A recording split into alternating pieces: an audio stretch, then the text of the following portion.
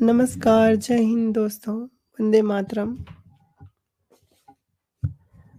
आप सबका स्वागत है इस स्ट्रीम में। पहले ये बता दूँ कि स्ट्रीम रिकॉर्डेड है। बहुत लोग जो है वो प्रश्न करते हैं स्ट्रीम में कि क्या ये लाइव चल रहा है? तो उनको बताऊँ कि ये लाइव नहीं चल रहा, बल्कि ये स्ट्रीम जो है वो रिकॉर्डेड है। तो फिर से मैं आपके सामने प्रस्तुत हुई हूँ, कुछ बातें लेकर के। आप लोग मेरी बातें बड़े ध्यान से सुनते हैं। उन इन सब के कारण मुझे बड़ा सम्मानित महसूस होता है। मैं अनुभव करती हूँ कि मुझे बहुत सम्मान दिया जा रहा है और मैं इस सम्मान का आपको किस प्रकार से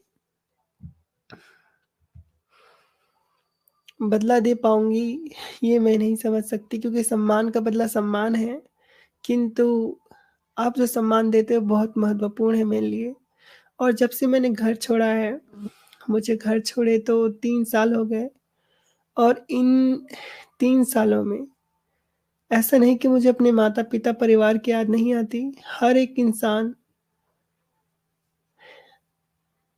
जो इस धरती पे जन्म लिया है, जिसके माता-पिता हों, जिसका एक परिवार हो, उसको अपने परिवार के माता-पिता की याद आती है अगर वो उससे दूर हो। इसके लिए तो कोई कुछ नहीं कर सकता। मैं अपनी भावनाएँ यहाँ व्यक्त नहीं कर सकती। वो वो भावनाएँ बहुत ही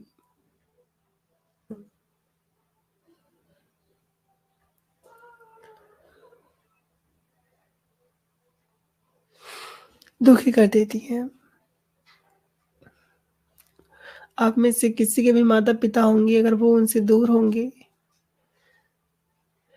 किसी भी कारण से, तो उनको इस चीज़ के बारे में पता होगा कि कैसा लगता है जब अपने माता-पिता पिता से दूर रहो, जिन्होंने आपको पाला-पोसा बड़ा किया। मैं यही आशा करती हूँ कि आप सबके जो माता-पिता हैं, आपके साथ रहें। आपसे उनके कभी झगड़ा ना हो, कभी आप उनसे दूर ना हो। जैसे भी रहे, सुख-दुःख में आप एक साथ रहें। आप सबका कल्याण हो, आपके माता-पिता सुखी रहें, आप सुखी रहें। मैं यही आशा करती हूँ। तो आज का विषय बड़ा गंभीर है और खतरनाक भी। इस्लाम में जो सेक्सुअल चीज़ें हैं, उसको बहुत महत्व दिया गया है, बहुत ज़्यादा। इतना महत्व दिया गया है कि अगर कोई इंसान सेक्स के अधीन ना हो, तो वो इस्लाम को स्वीकार ही नहीं कर सकता। यानी इस्लाम में 80% सेक्सुअल चीज़ें हैं, बाकी 20% और दूसरे मसले मसाइल हैं, लेकिन 80% सेक्स। कुरान भी सेक्स से भरा पड़ा है, हदीसें भी उन्हीं चीज़ों से भरी पड़ी हैं। कुरान में जो सेक्सुअल चीज़ें हैं, बड़े-बड़े बुब्स, उठती जवानी, मोती जैसे लड़के, चिकनी, कुंवारी लड़कियाँ जिनकी योनि कभी भंग नहीं होगी, हमेशा जवान रहेंगी।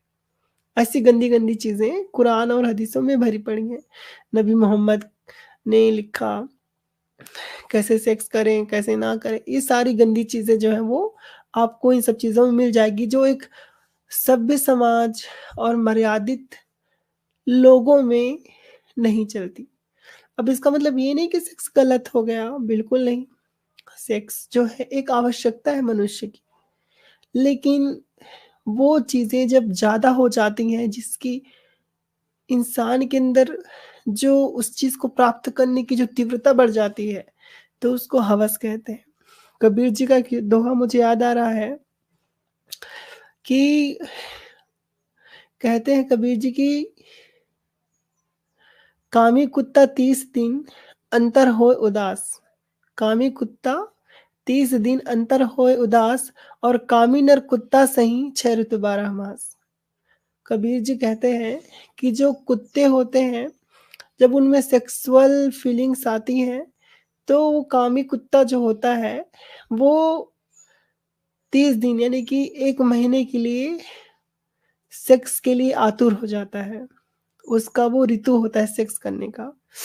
और फिर वो 1 महीना निकल जाए 30 दिन, तो फिर वो वापस से नॉर्मल हो जाता है। फिर उसको किसी भी लड़कियों में जो फीमेल डॉग है, उनमें कोई भी आकर्षण नहीं रह जाता, क्योंकि उसका एक कार्य था कि वो अपनी जो बीज है, उसको बाँटे, जिससे उसकी जो श्वान की नस्ल है, वो फैले। महिला जो डॉग है, वो भी हिचाती है। तो इस तरह उसने अपने बीज को फैला दिया। लेकिन कामी नर कुत्ता सही, 6 ऋतु 12 मास। जो कामी नर है, कामी नर यानी हवसी पुरुष। जो हवशी पुरुष है, वो उस कुत्ते से गई बीता है, क्योंकि कामी नर कुत्ता से ही 6 ऋतु 12 मास। कि वो जो कामी नर है, हवशी मनुष्य है, हवसी नर है, वो 6 मास 12 महीना, यानी कि 6 ऋतु और 12 महीना, जो 6 ऋतु हैं भारत में और 12 जो माह हैं, इन 12 माहों में, उन 6 ऋतु में उसके अंदर सेक्स ही भरा रहता है। और हम लोग कैसे पता करें कि कौन हवसी है, कौन हवसी नहीं है? उसके जीवन चरित्र से। सामान्य सी बात है, अगर किसी इंसान के बारे में पता करना है कि वो कैसा व्यक्ति रहा होगा, तो हमें उसकी जीवनी देखनी चाहिए। उसके कर्म उसके चरित्र का दर्पण है। जो जैसा कर्म करेगा, उसका चरित्र वैसा हो जाएगा, और हम उसको देख सुन करके ये कह सकते हैं कि इसका चरित्र अच्छा है और इसका चरित्र गंदा है। तो इसीलिए अब हम स्वीकार शुरू करेंगे चरित्र को देखना, ठीक है?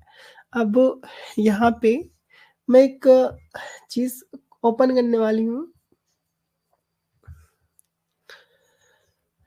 कुछ समय दीजिए मुझे। एक हदीस मैं आप लोग के प्रत्यक्ष करूँगी।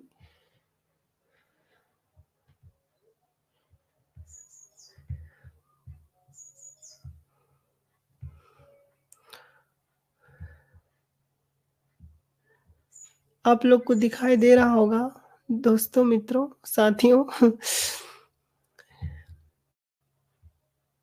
इसको मैं थोड़ा-सा और वो कर देती हूँ, बड़ा कर देती हूँ। ये देखिए, आपके सामने स्पष्ट हो रहा होगा। ये हदीस है 3000 30,000 34,424। ये है कंज़िल कंज़िल उमाल का है, लिखा है, this is from a book called कंज़ुल उमाल, the treasure of the workers in the chapter of the issues of human, authored by Ali ibn Hisham al-Din, commonly known as Al-Muttaqi al-Hindi. He based his book on the Hadith and saying listed in Al-Jami al-Sagir written by Jalaluddin al-Sayyuti. ये जो जलालुद्दीन सयूती है, आप इसके बारे में जानते होंगे, बड़ा फेमस व्यक्ति है और बड़ा ज्ञानी भी है। इस्लाम का जानकार है और ये हदीस बहुत महत्वपूर्ण रखती है। इसका मतलब आपने पढ़ा, ये कंजुल अमान जो है, this is from a book called कंजुल अमान, है ना? The chapter of the issue of woman. तो ये वुमन है ना? महिला, ये महिलाओं के मुद्दे के लिए है। जिसे ये अली इब्न हसाम है ना? इसने इस चीज़ को लिखा है और अल-मुताक़ी अल-हिंदी के नाम से ये किताब जानी जाती है। उन्होंने अपनी पुस्तक जलालुद्दीन अल-सयूती द्वारा लिखित अल-जमी अल-सगीर में सूचीबद्ध हदीसों को और कहावतों पर ये आधारित है। ठीक है? ये जो है, ये हदीस 34,424 है ना? यहाँ पढ़ेंगे। लिखा है, नरेटेड बाय इब्न अब्बास, ये इब्न अब्बास से रिवायत है। आई Mohammad put on her my shirt that she may wear the clothes of heaven, and I slept with her in her coffin grave, that I may lessen the pressure of the grave. She was the best of Allah's creatures. To me, after Abu Talib, the Prophet was referring to Fatima, the mother of Ali. अब यहाँ पे एक चीज, ये जो हदीस है कंजुल उमाल की 34,424, इसमें एक चीज प्रत्यक्ष हो रही है दोस्तों, को ध्यान से देखना क्या है। इसमें एक चीज कही जा रही है कि हजरत अली की जो माँ थी, हजरत फातिमा, जब उनका इंतकाल हुआ था तो नबी मोहम्मद कपड़े खोल के अंदर घुस गए थे उनके। अब इसके आगे क्या लिखा हुआ है, वो उनके कब्र में सो गए। लिखा है the Arabic scholar Demetrius explains the Arabic word used here for slept in आईडी टजट। अब इसका हाँ ये है, and literally means lay down with her. It is often used to men lay down to have sex. down to have sex यानी इसमें जो अरबी विद्वान डेमोट्रियस है वो बताते हैं कि स्लेप्ट यानी कि सोना जो है वो इस्तेमाल कब होता है। इद ताजत एक इसका शाब्दिक अर्थ है, यानी कि अरबी जो शाब्दिक अर्थ है इद इद ताजत, जिसको यहाँ पे स्लेप्ट, ये है ना इद ताजत, स्लेप्ट जो है इंग्लिश है, इसका अरबी क्या है इद तादस, इद ताजत तो ये जो शब्द है इसका मतलब क्या होता है, इसका यूज होता है यौन संबंध बनाने के लिए। जो ये इद ताजत शब्द है इसका प्रयोग किस लिए होता है, इसका मतलब तो होता है लेटना, लेकिन लेटना भी अलग प्रकार के हैं। तो इस शब्द का मतलब होता है यौन संबंध बनाने के लिए लेटना। तो वो कहते हैं कि इसका शब्द होता है उसके साथ लेटना, इसका अक्सर अर्थ होता है यौन संबंध बनाने के लिए लेटना। मोहम्मद ये कहते हुए समझा जाता है कि वह उसके साथ सोया था, इसलिए वह उसके लिए एक पत्नी की तरह बन गई। अब यहाँ पे आगे पढ़ेंगे। Mohammad is understood as saying that because he slept with her she has become like a wife to him, so she will be considered like a mother of the believers। कि जब मोहम्मद उनके साथ लेट गई अपनी चाची फातिमा के साथ, तो इस दृष्टिकोण से वो विश्वासियों यानी कि मुसलमानों की क्या बन गई, माँ बन गई, है ना। This will supposedly prevent her from being tormented in the grave। यानी कि फिर इससे क्या साबित हुआ, इससे ये साबित हुआ कि इसलिए वो उनके कब्र में जो पीड़ा दी जाएगी वो कम कर दी जाएगी, क्योंकि वो किसकी पत्नी हो गई, मोहम्मद के और विश्वासियों की अम्मी हो गई। Science Muslim believe that as people wait for the judgment day, the will be tormented in the grave, reduce the pressure. Her means that the torment won't be as a match because she is now a mother of the believers. After Muhammad slept with her and consummated the union। यानी कि आप क्या समझे, क्योंकि नबी मोहम्मद ने हजरत अली की माँ के साथ उनके कब्र में यौन संबंध बनाए थे, उनके साथ सेक्स किया था, इसलिए जो हजरत अली की माँ फातिमा है वो उनके साथ जो कब्र का अजाब है वो नहीं होगा, क्योंकि विश्वासियों की माँ है, वो एक मुसलमान है जिसे नबी मोहम्मद ने अपनी बीवी बना दिया है। तो इस आधार से उनको कोई गलत चीजें नहीं होंगी, यानी कि कब्र में उनका अजाब नहीं होगा। ये जो चीजें हैं वो स्पष्ट हैं कि नबी मोहम्मद कैसा व्यक्ति था। नबी मोहम्मद का चरित्र जो है वो स्पष्ट करता है कि वो कैसा व्यक्ति था। जो कब्र में जा करके, और ये हम नहीं कह रहे, उनकी किताबें कह रही हैं, जो कब्र में कपड़े खोल करके किसी महिला के साथ लेट जा रहा है वो किस प्रकार का मनुष्य होगा। सोचो, अगर कोई इंसान किसी मुर्दों को देख ले तो उसकी चीखें निकल जाए दर्द के मारे, भयानक, अरे बाप रे मैंने क्या मरा हुआ शरीर देख लिया, मृतदेह देख लिया, कितनी भयानक चीज़ है एक जीवित इंसान के लिए। लेकिन कब्र में जाकर के उसके साथ हमबिस्तरी करना, ये तो भयानक प्रवृत्ति है। अब आप समझ गए होंगे कि मैंने शुरुआत में क्यों कहा था कि जो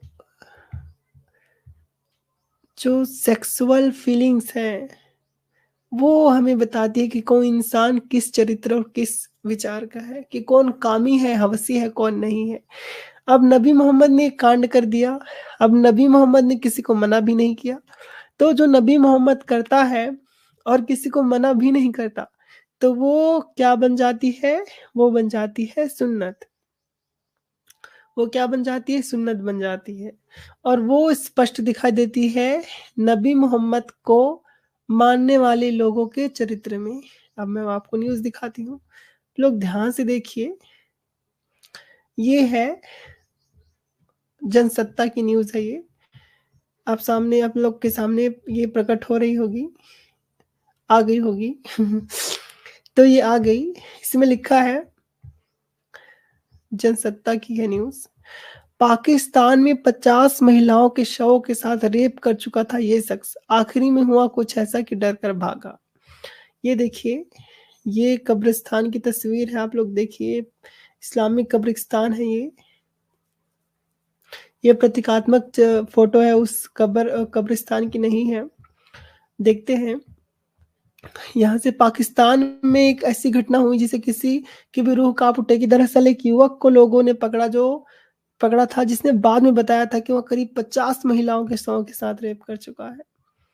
आमतौर पर कब्रिस्तान में लोग शव को दफनाने के लिए आते हैं, लेकिन पाकिस्तान में करीब 18-10 साल पहले एक घटना हुई थी जिसने मानवता को शर्मसार कर दिया।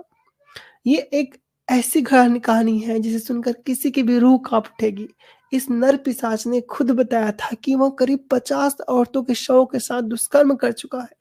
वह शव को दफनाने आए मुर्दे को कब्रिस्तान में दूर से खड़े होकर देखता था, जिसके बाद ये दरिंदगी करता था।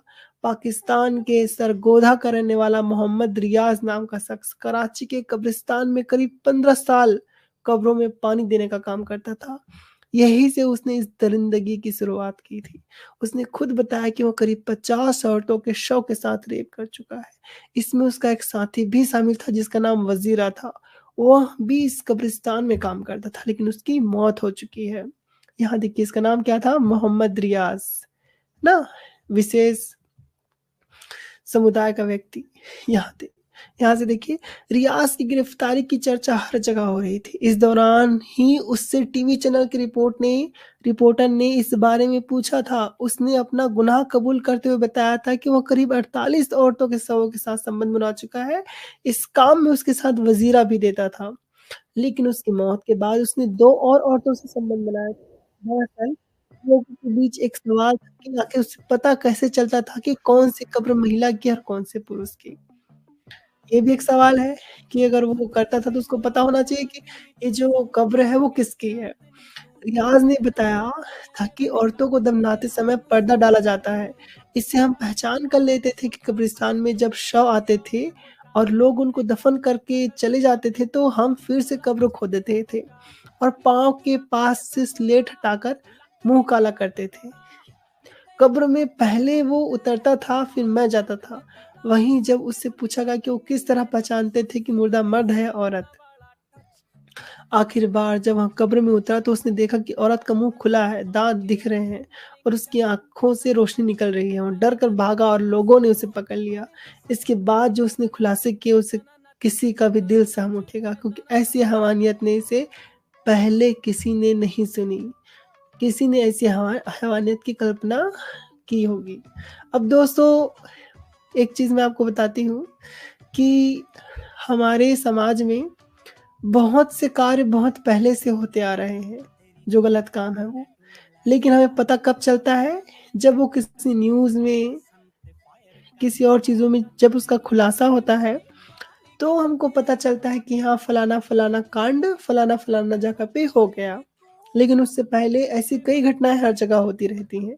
बस कहीं की पोल पट्टी खुल जाती है और कहीं की पोल पट्टी नहीं खुलती। ये पाकिस्तान की न्यूज़ है।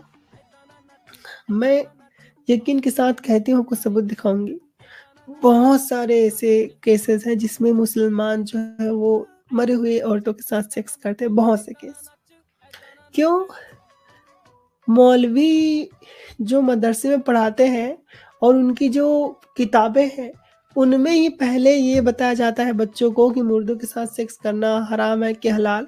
वज़ू एक किताब है, उसमें तो ये लिखा हुआ है कि अगर आप मुर्दा जो महिला है उसके साथ सेक्स करते हो तो आप पे वज़ू जो है वो क्या नहीं होती, वाजिब नहीं होती, आप वज़ू मत करो। यानी अपने शरीर को नहीं धोगे तो भी चलेगा, क्योंकि वो जीवित नहीं है, उस महिला के अंदर से कोई लिक्विड नहीं निकलेगा। ये पढ़ाया जाता है मदरसों में। जब लोग मदरसों में ये पढ़ेंगे और नबी मोहम्मद का चरित्र पढ़ेंगे जिसमें कहा गया है कि वो अपनी चाची फ़ातिमा के कब्र में घुस गया था कपड़ा खोल करके, तो लोग क्या करेंगे? ये तो सुन्नत है। जो नबी करता है वो उसके बंदे करेंगे, उसके जो मानने वाले हैं ये प्रत्यक्ष, ये जो आपके सामने लिखी हुई बात है वो पता चली, न्यूज़ है ये जनसत्ता की। ये चीज़ है इस्लाम में। कितना घिनौना है ये इंसान, इसको ये जो चीज़ें मिली हैं वो इस्लाम की देन है। मोहम्मद का चरित्र से सीखा इसने ये सारा कुछ। इतनी घृणित काम, इतनी घृणित। आपके सामने एक और जो न्यूज़ है वो प्रत्यक्ष करती हूँ। ये है आपके सामने है, ये आपके प्रत्यक्ष है। कब्र से निकाला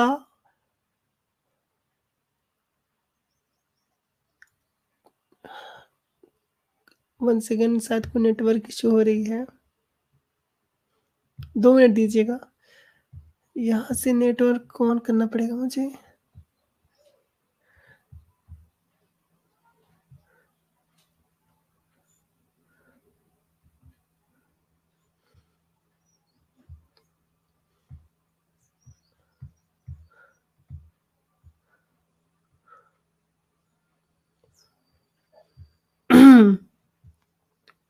ठीक है, नेट सही है।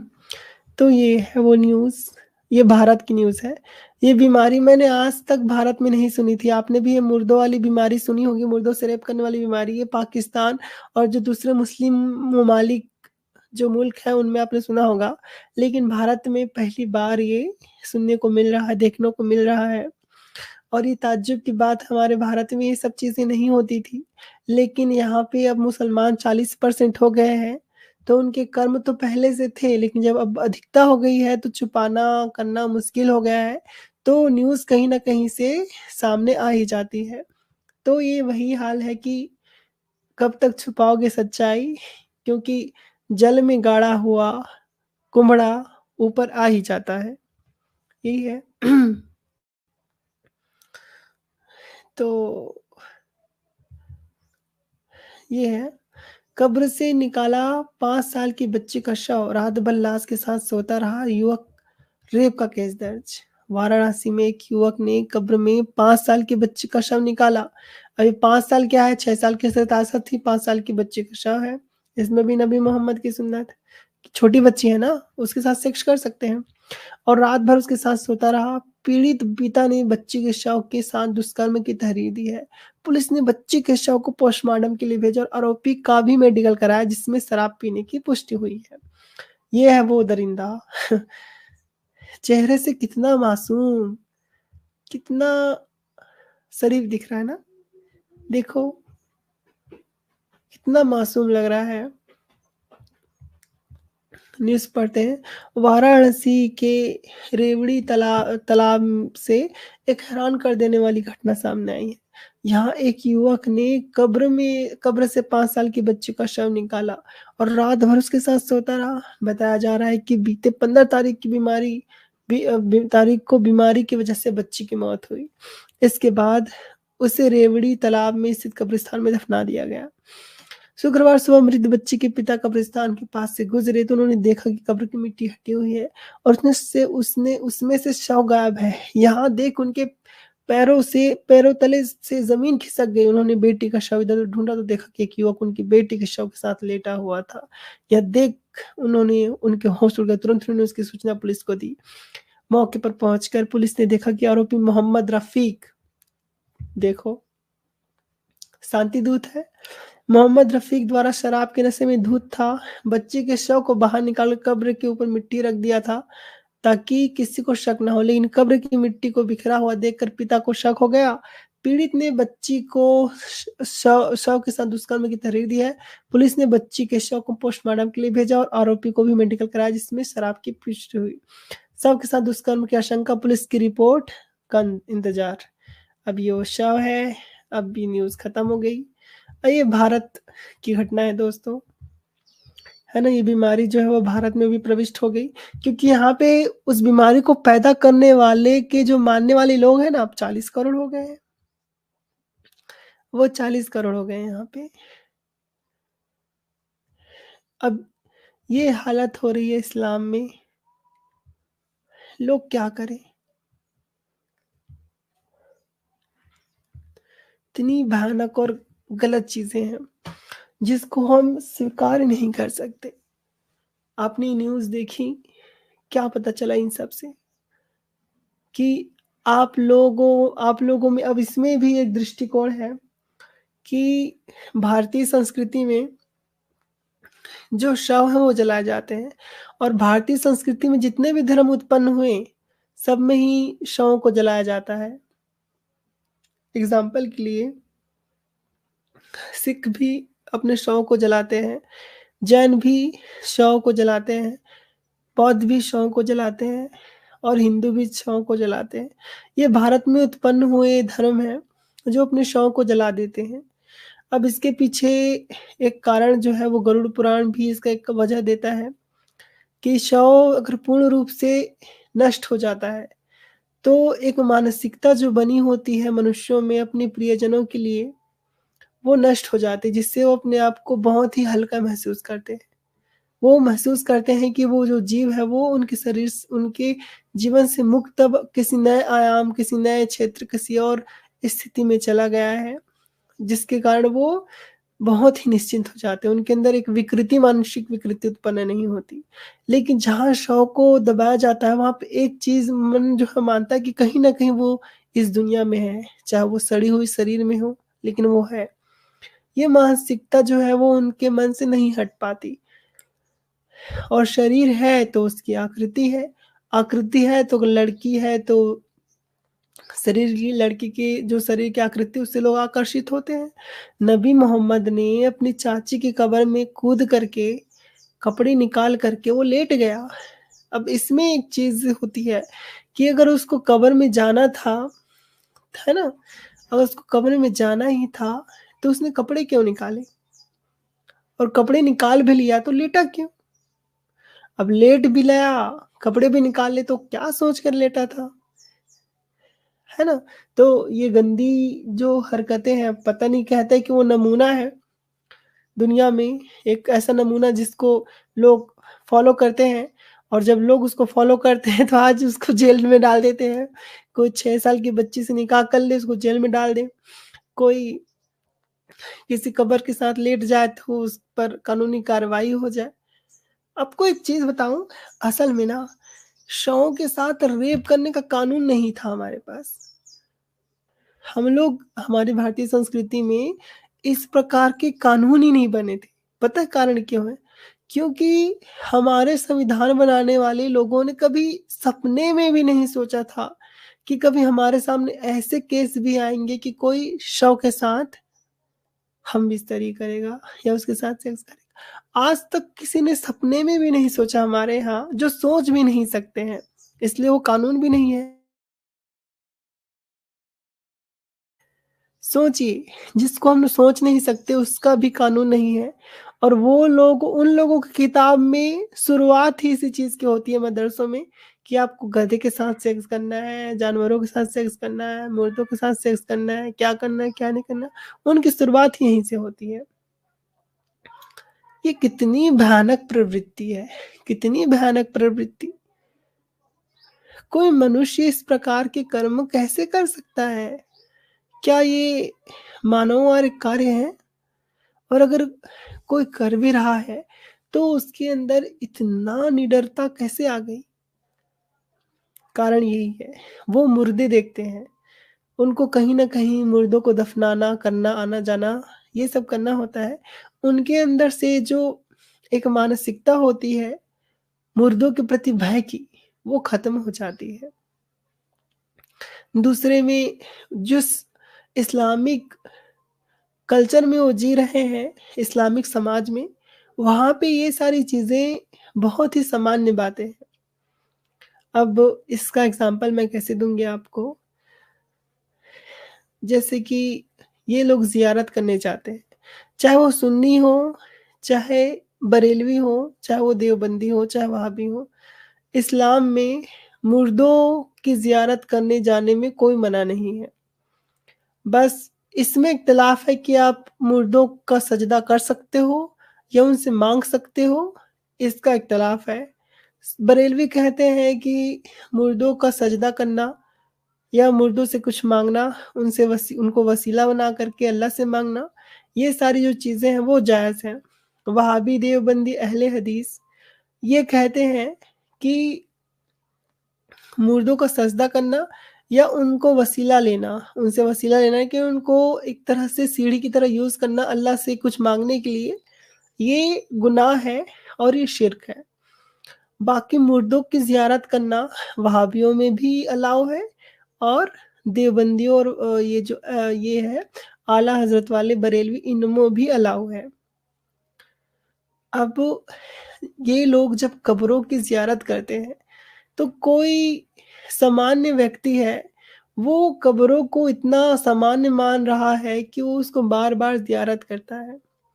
उसके मन में एक जो भाव होती है मुर्दों को लेकर के वो परिवर्तित होती है। वो सोचते हैं मैं आपको एक डीप डीप साइंस बता रही हूँ, जो साइको साइकोलॉजी है ना? साइकिक साइंस, मनोवैज्ञानिक बातें वो बता रही हूँ।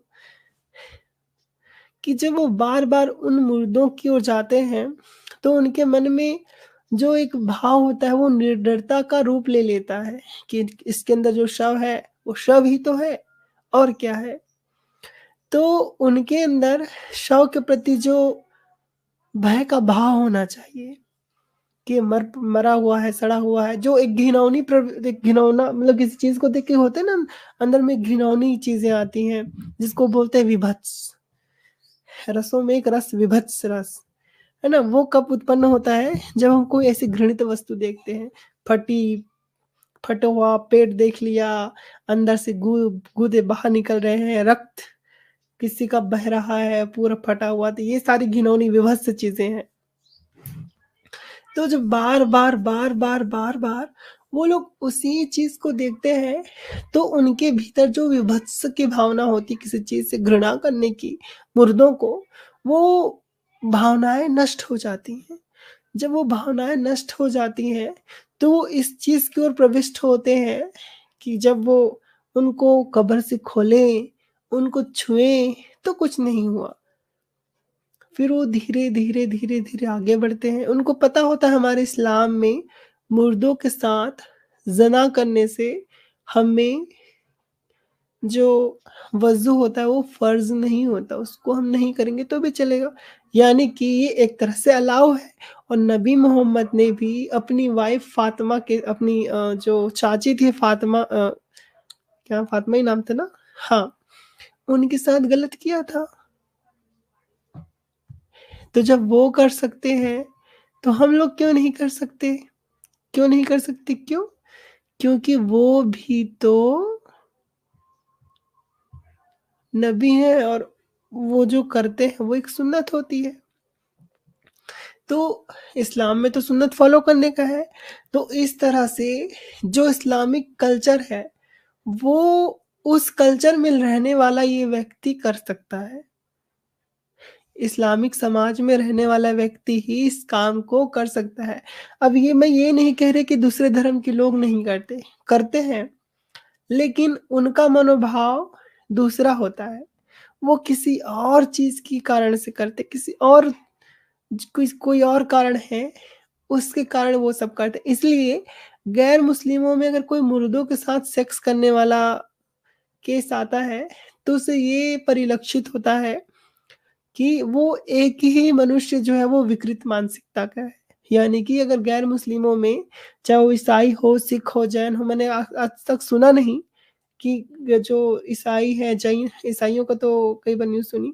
जैन, सिख, हिंदू जो भारतीय संस्कृति के धर्म है, उनमें किसी ने मुर्दों के साथ सेक्स किया हो, मैंने नहीं सुना। लेकिन सोचो कि उन वो लोग क्यों नहीं करते? एक तो उनको शव उपलब्ध नहीं होता, क्यों शव जला देते हैं? दूसरा, शव उपलब्ध हो तो भी कोई नहीं करता है, क्योंकि उनके अंदर ऐसी मनोभावना है ही नहीं। लेकिन अगर कोई गैर मुस्लिम भारतीय संस्कृति से उत्पन्न हुआ धर्म है, वो अगर किसी शव के साथ सेक्स करता है, उस स्थिति में उसकी मानसिकता सही नहीं, वो विक्षिप्त मानसिकता का, वो विकृत मानसिकता का है। यानी कि वो वास्तविकता में मनुष्य ही नहीं है। अगर वो भारतीय संस्कृति में कोई ऐसा व्यक्ति करता है, ना उसका धर्म से कोई लेना-देना, ना ही मानवता से, और वो विक्षिप्त और विकृत मानसिकता का व्यक्ति है। हम ये कह सकते हैं, क्योंकि उसकी शिक्षा ना उसका धर्म उसे देता है, ना उसको समाज इसकी शिक्षा देता है, ना ही कोई उसका ऐसा नबी गुज़रा, भारतीय संस्कृति में जो धर्म है, ना ही कोई अवतार उसका ऐसा गुज़रा, और ना ही कोई ऐसे ऋषि-मुनि गुज़रे जिन्होंने शवों के साथ सेक्स किया हो और इसको अलाउ किया हो। लेकिन इस्लाम में मुसलमानों के साथ बहुत सारे पॉजिटिव सेंस होते हैं, चिन्ह होते हैं। वो उनको इस चीज़ को करने के लिए बल देते हैं। उनका समाज ऐसा होता है जिसमें मुर्दे के साथ आना-जाना बिल्कुल सामान्य होता है। उन्होंने अपने इस्लाम में जब शुरू-शुरू मदरसे में पढ़े होते हैं, और अगर नहीं भी पढ़े होते तो भी वो लोग सुने होते हैं, क्योंकि वहाँ का समाज ही ऐसा है कि मुर्दों के साथ फलाना ने फलाना फलाँ कर दिया, फलाना-फलाना सेक्स होता है, ये वो सेक्स करने से, मुर्दों से सेक्स करने से जो है वो वज़ू करना फ़र्ज़ नहीं है, ये वो, तो वो लोग सारी बातें सुने होते हैं। तो उनमें एक स्थायित्व इस बात की होती है कि ये चीज़ें होती हैं हमारे समाज में। चौथी चीज़ ये है, तीसरी-चौथी चीज़ ये है, तीसरा मेरे ख़्याल से, कि कोई अगर ऐसा कर्म करने की सोचता है, तो उसके लिए एक होता है ना, कि मान लो कोई गैर मुस्लिम है, वो चाहता है कि किसी के साथ कुछ गलत काम करना चाहता है, किसी के साथ कुछ गलत काम। तो अगर वो उसको किसी से रेप करना है, तो अगर वो थोड़ा-सा भी बौद्धिक रूप से विकसित मनुष्य है, उसके दिमाग से, तो वो सोचेगा, क्या ये सही है? क्या ये मेरे समाज में वो है? और कई लोग जो है वो करते हैं रेप, और बहुत सारे लोग रेप करते हैं, तो वो विकृत मानसिकता के लोग हैं, वो मनुष्य नहीं है। मेरे दृष्टिकोण में तो कभी मनुष्य हो ही नहीं सकते, वो तो एक पशुवत जीव है। लेकिन उनके धर्म और समाज में वो चीज़ स्वीकार्य नहीं है। अगर वो थोड़ा-सा भी सोचने वाला है, तो अपने धर्म के बारे में सोचेगा, परिवार के बारे में सोचेगा, समाज के बारे में सोचेगा, और ये सुनिश्चित करेगा कि मैं कर रहा हूँ वो गलत है कि सही है। और फिर वो अपनी मानवीय विवेक से निर्णय लेगा कि नहीं, ये गलत काम है और ये नहीं करता मैं नहीं करूँगा। और यही भावनाएँ मनुष्य के चरित्र का विकास करती हैं। लेकिन नबी मोहम्मद को मानने वाले लोगों में चारित्रिक विकास और खुद के तर्क का प्रयोग करने की कोई चीज़ें नहीं है, क्योंकि जो नबी मोहम्मद ने किया या बोल दिया, उसको आक्षेप लगाना या उसके विपरीत जाना, या उससे वितर्क करना या कुतर्क करना, उसके लिए जा कर के तर्क लगाना, ये गुनाह कबीरा में से एक है। क्योंकि वो ऐसा करता है, वो जहन्नमी हो जाएगा। गुस्ताखे रसूल जो है, जो नबी का गुस्ताख है, गुस्ताख मतलब नबी मोहम्मद की बातों को ना मानना, या नबी मोहम्मद को गलत बोलना, कि नहीं ये नबी मोहम्मद ने कहा, ये ऐसा नहीं है, तो वो गुस्ताख होता है, वो जहन्नमी हो जाएगा। तो ये जो थॉट्स इस्लामिक समाज में है, उसके कारण से जो मुस्लिम लोग हैं, उनके समाज में किसी मृत शव के साथ सेक्स करना बड़ा ही सरल हो जाता है। क्योंकि जो बंधन मनुष्य को बांध के रखते हैं, चारित्रिक, मर्यादित, सामाजिक, धार्मिक, ये सारी चीज़ें इस्लाम में बिल्कुल खुले तौर पे उनको इजाज़त देते हैं कि वो जाके किसी शव के साथ सेक्स करे। आपको मैंने वो हदीस बताई थी। तो जब कोई ऐसे माशरे में रहने वाला व्यक्ति हो और वो इन सब चीज़ों से गुज़रे, तो उसके मन में क्या होगा? इसलिए मुस्लिम कंट्रियों में ये सारी चीज़ें बहुत ज़्यादा प्रचलित हैं, शौक के साथ रेप करना। और अब वो बीमारी हमारे भारत में आ गई है, क्योंकि मैं ये नहीं कह रही कि अभी-अभी आई है, बिल्कुल नहीं। जब से यहाँ मोमीन आए हैं 1400 साल 1300 साल पहले, तब से लेकर के आज तक ये सारी घटनाएँ होती आ रही हैं। शौक के साथ रेप भारत में होते आए हैं, लेकिन वो किसी के सामने प्रत्यक्ष नहीं हुए, प्रकट नहीं हुए वो कार्य। अब प्रकट क्यों नहीं हुए? उनकी संख्या कम और करने वाला बड़ा चतुर, छुप करके करता था। अगर ये इंसान आप न्यूज़ देखोगे इसका तो इसमें लिखा था कि वो मुँह टेढ़ा हुआ था और आँखें खुली हुई थीं। तो कोई लाइट वाइट उसके आँखों में पड़ा होगा और मुर्दे की आँखें चमक गईं। तो वो डर के मारे कि जीवित हो गया, वो चीख के भागा था। तो पागल आदमी, पागल मतलब ये नहीं कि वो मानसिक रूप से, पागल इसलिए कि उसको नॉलेज नहीं थी मुर्दे की कि क्या आँखों से लाइट पड़ने तो फ्लैश करेगी या कुछ शरीर में मरने के बाद भी हरकतें होती हैं, ये सब उसको नहीं पता था। तो वो मतलब उसको पता नहीं था क्या होता। जब वो उसके साथ गलत काम कर रहा था, तो उसके मुँह खुले थे, डरावनी थी वो महिला, जो मृतदेह था और उसकी आँखें से चमकी वो रोशनी जो किसी चीज़ का रिफ्लेक्शन थी, तो वो डर के भागा कि ये जीवित तो नहीं हुआ और जब डर के भागा, तब लोगों ने पकड़ा और उसने चीख करके बताया कि मैं फलाना काम कर रहा था इस मुर्दे के साथ, उसकी आँखें चमकी और उसका मुँह खुला था, मैं डर के भागा हूँ। अगर वो उस दिन डरता नहीं, तो वो और रेप करता, यानी 51 से 52 हो जाता। उसने पहले भी कर रखे थे, बस आज के शव में वो डर गया। यानी कि ये काम वो निरंतर करता रहता, किसी को कानो-कान पता ही नहीं चलता। बस लोगों ने देख लिया, उसने ढिंढोरा पीट दिया, इसीलिए सबको पता चला और ना जाने कितने हज़ारों शवों के साथ आज जो एक विकृत मानसिकता के मुस्लिम हैं, वो सेक्स करते होंगे कब्रों में। आज भी निरंतर जारी है। बस एक चीज़ है कि अभी तक वो प्रकट नहीं हुए हैं किसी के सामने। उनकी जो बातें हैं वो रिलीज़ नहीं हुई, लेकिन आज भी वो हो रहा है, क्योंकि अगर एक घटना हुई है तो वो इकलौती घटना नहीं हो सकती। बहुत सी ऐसी घटनाएँ होंगी। ये इंसान का तर्क कहता है और इससे सिद्ध होता है कि ये लोग जो करते हैं वो इस्लाम से क्या प्रभावित होकर के करते हैं। और नबी मोहम्मद के चरित्रों में है, आपके जो ग्रंथ हैं, आपके जो स्कूल हैं, मदरसे हैं, इसमें ये चीज़ें पढ़ाई जाती हैं। तो कोई अगर ऐसी चीज़ों को सुने, पढ़े, जाने, तो वो लोग यही करेंगे और उसके अलावा कुछ और कार्य नहीं कर सकते। उनके अंदर मर्यादा, मनुष्यता, संभावना, ज्ञान से कोई वस्तु नहीं होती। उनके अंदर सिर्फ़ यही चीज़ें होती हैं। हवस, हवस और हवस, यही चीज़ें हैं। इसको हम नहीं सही ठहरा सकते और जो सही ठहराता है वो मूर्ख है। उसको मानव मानना अपने आप में अमानवीय कार्य है। तो आज की जो बातें हैं वो यहीं तक। आप सबका वीडियो देखने के लिए बहुत-बहुत धन्यवाद और अब मैं अलविदा लेती हूँ आप सभी से। आशा करती हूँ कि आपको वीडियो अच्छी लगी होगी। मेरी जो जानकारी मैंने दिया वो हालाँकि लोगों को पहले से ही पता थी, क्योंकि बहुत ही प्रचलित विषय है, बहुत लोग जानते हैं, लेकिन लोग भूल गए थे। इसको देख कर के वो लोग फिर याद आ गया उनको। तो चलिए ठीक है, आप सबका बहुत-बहुत धन्यवाद दोस्तों। आशा करती हूँ आप लोग ऐसे ही अच्छे रहें, हँसते-मुस्कुराते रहें, आप लोगों के जीवन में किसी प्रकार का कोई कष्ट ना हो, आप सबका कल्याण हो और सदैव सच्चाई के मार्ग पे रहें।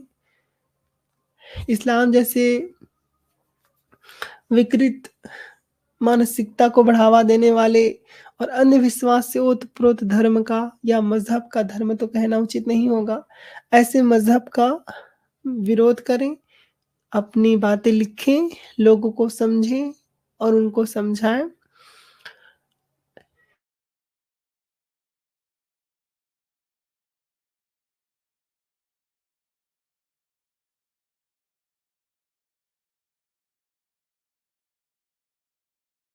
इसी के साथ आप सबका धन्यवाद करती हूँ। फिर मिलते हैं किसी नए स्ट्रीम में। आप सब खुश रहें, स्वस्थ रहें। वंदे मातरम, जय हिंद, जय भारत। नमस्कार।